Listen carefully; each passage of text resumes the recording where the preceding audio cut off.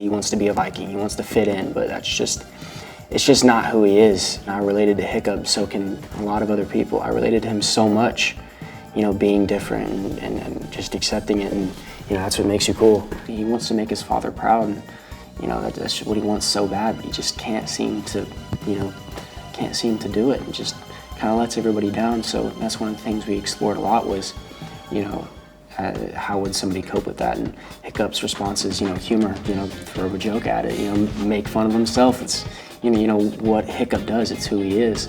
So getting to do that was a lot of fun. I think it's brilliant about Astrid is that she sees a difference in him and an individuality that is really key and special and potentially could be kind of life-changing for all of them.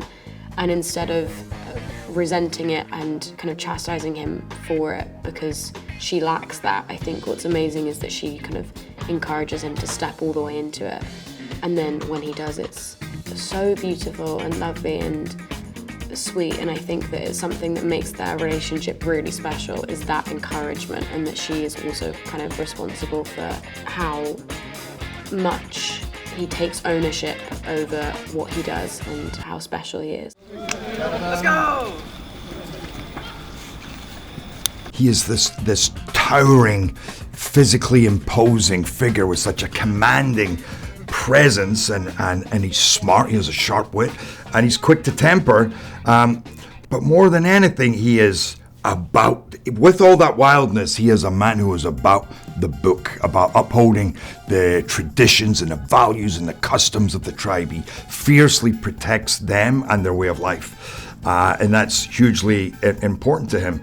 He also has a son who is such a deep-seated love for his son, and that kind of tears him apart because his son is not really who he wanted him to be.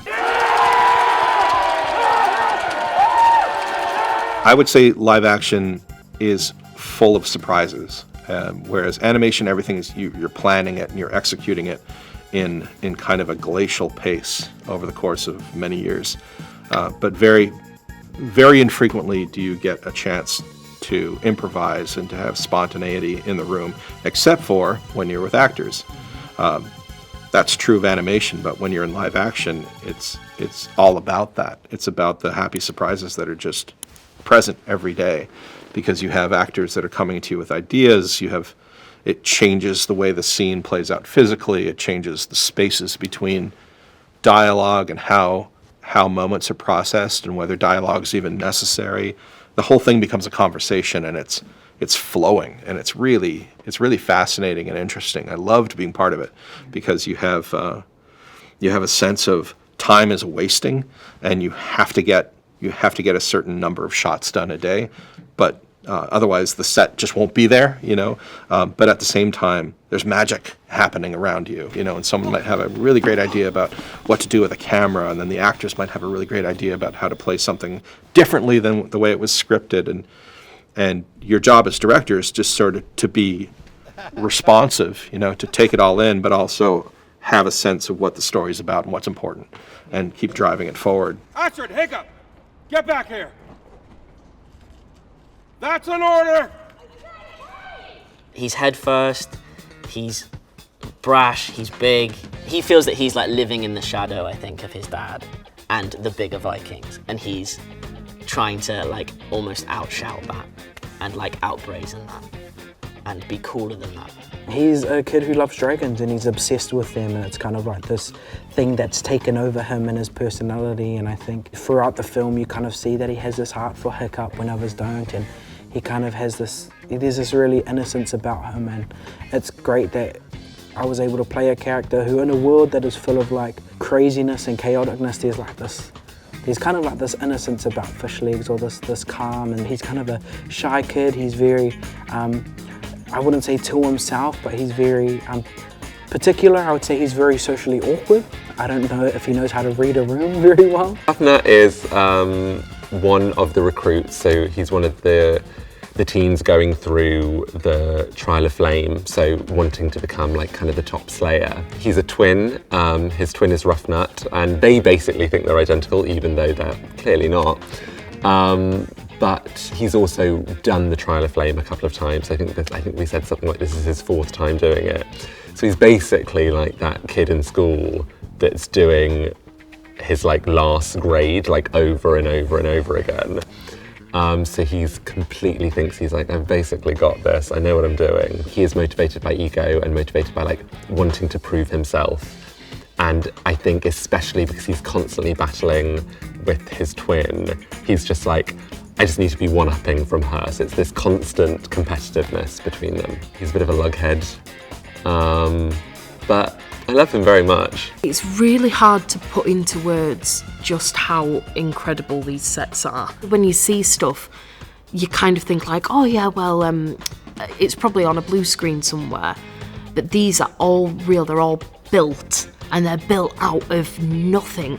Like, you tap the rock and it's hollow because they've built the rock and they've, you know, made these stone steps in this huge building that we're in. So being in it is so otherworldly and so incredible because it really is just like stepping into the film, stepping into this giant world. It's hard not to get a bit like goosey over it because it's really exciting and so huge and so special. That movie as a kid, I was so in it, and to now me being in it is, I can't fathom it. I mean, I'm so lucky and so fortunate, and just getting to do this with lovely people is a dream come true and an honor. He's so knowledgeable of the world of Burke, and it really is, you can kind of go to him with any question about any of it and he knows, and there's something so brilliant about having the person at the helm of the ship, so to speak, be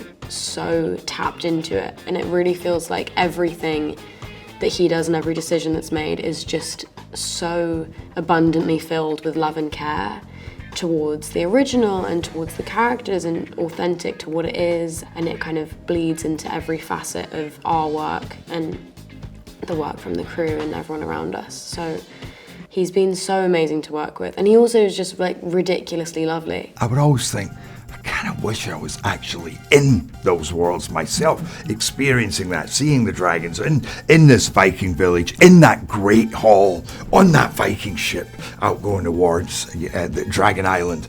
And now I had the opportunity to do that, to live and breathe Stoick, and to fight those dragons for real, and to look in the eyes of my son and experience so many emotions and feel that so truthfully, and know that that's a whole new How to Train Your Dragon that we're bringing to the world. Welcome to Bear. He completely got the character because he grew up with How to Train Your Dragon. He's got a lot of physical attributes that the 𝘧𝘢𝘷𝘰𝘶𝘳 Hiccup would not have had, but I think he still managed to communicate sort of a sense of insecurity, a sense of yearning for acceptance, and also the humor that comes along with that.